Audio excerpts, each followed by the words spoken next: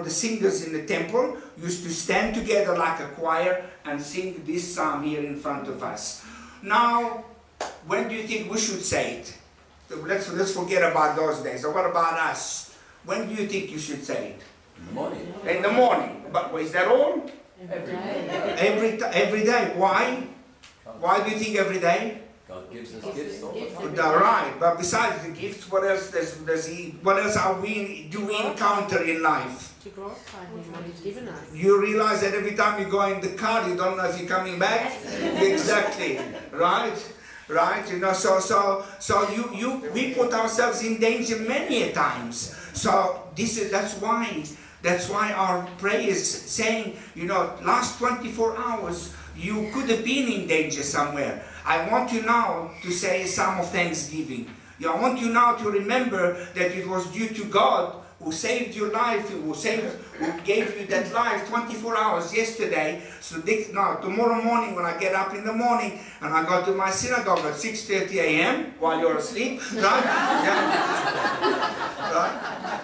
Right? Then I am praising God for giving me this amazing day ahead of me, and the one that went without any mishaps. So we do this every single day, and you can see that the content has a special meaning.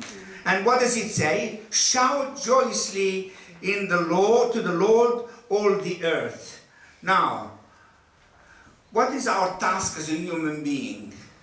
What's our task? What do we have to do to be good human people, good people? To what? Care for each other. How did we learn that from? From mom and dad. Okay, how did mom and dad learn? Let's go to Adam and Eve. Right? Right? They learned it from God. Right? You know, our rabbis say, as God is kind, so must I be kind. As God is merciful, so must I be merciful. Right? God is happy. What must I do? I must be happy. Yeah, I'm so happy. Right. No hair left. Right. Okay. So, in other words, when God is happy, then it is my task to shout joyously. In other words, it's my task to worship as God in a very happy mood. You know, some people come to church. Of course, obviously, there are people, unfortunately, who have some problems.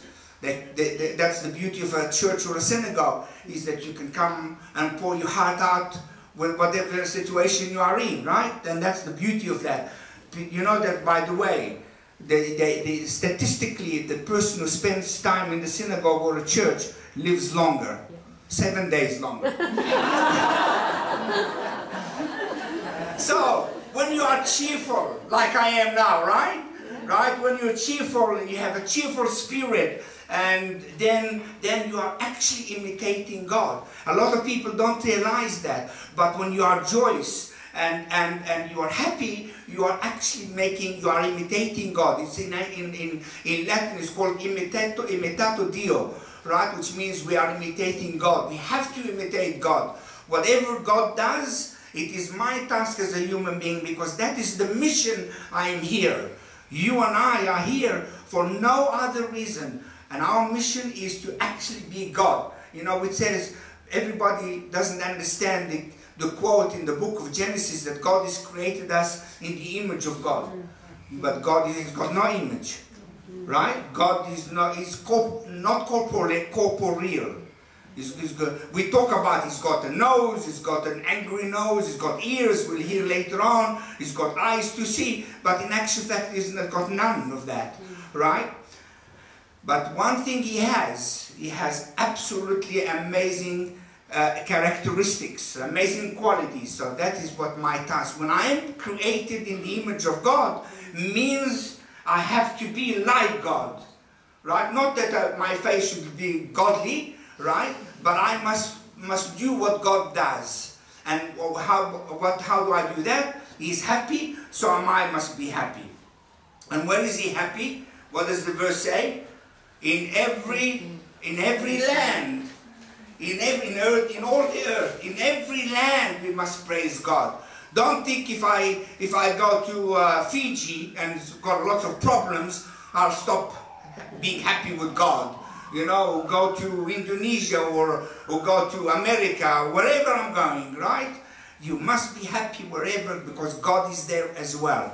You know, there was I saw a movie the other day, and a girl was crying. She came from Russia to Israel, and she said she's unhappy as she's going to go to Russia. So her mother said, you know, I had a brother who had many problems. So every time he had problems, he took a ship to go to another city, and he thought he would leave the problems behind. He didn't realize that the problems traveled with him as well. So what I'm trying to say, the opposite is also true, right? If you are happy, if you've got that characteristic of God, to imitate Him, to be happy and joyous like Him, then you carry on that happiness wherever you may be. Okay, let's go to the next verse.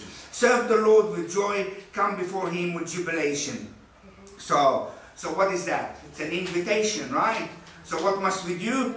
We have to worship Him with joy. Right? Later on we'll see. Well, later on, if we have it later on. Right? In other words, you know, unless you are depressed, on which our people are, for whatever reason a person is, and comes to church to ask God for help to get him out of that, we can't blame that person. But many a times, I don't know if you've seen it, you go to a church or synagogue, and unfortunately you see somebody praying to God, but he's doing it in a downhearted way, right? So the psalm comes to say, you want to come to the church? You want to come to the synagogue? You want to come to a house of worship? Right? Don't come downhearted. Don't come after a few beers from last night, right? Because you're going to be downhearted. You come back and you serve God with joy and come before Him with jubilation. Twice, if you put one verse again on top of the other, it's a repetition of the thing. Come and serve. You have to come with amazing jubilation. You have to come and what happens when it is amazing jubilation? If you are happy, what does that cause? Singing. Pardon? Singing. Yeah, but what does that cause? That's right. Everybody else becomes happy with you. Right. You know our rabbi said to us, you must greet everybody with a happy face. Imagine if you are sad in the morning, your husband or wife gave you a hard time, and I come to you in the morning, hey, good morning, how are you? How's your toast today? First of all, it's a stupid question. But it makes you laugh, right? Okay, so rabbis were so insistent on us making a person happy.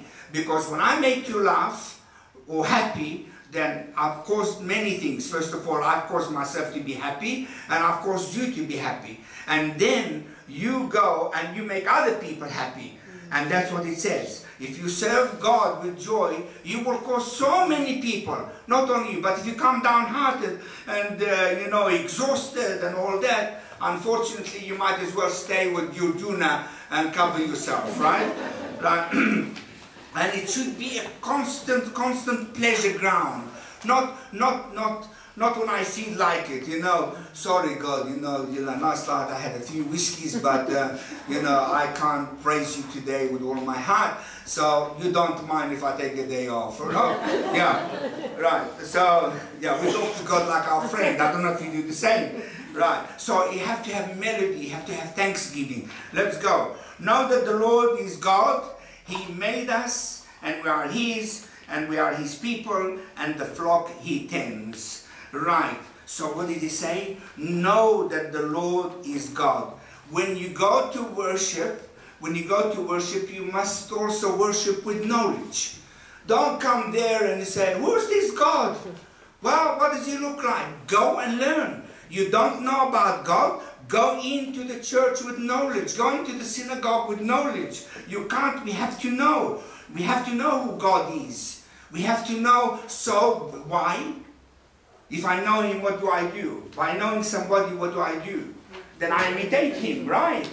And what am I imitating? I'm imitating His goodness, His happiness, His joy, His graciousness, His kindness. Everything that He does, I'm imitating Him. And if I do that, obviously my day is always happy. People can't believe what they think I'm on drugs.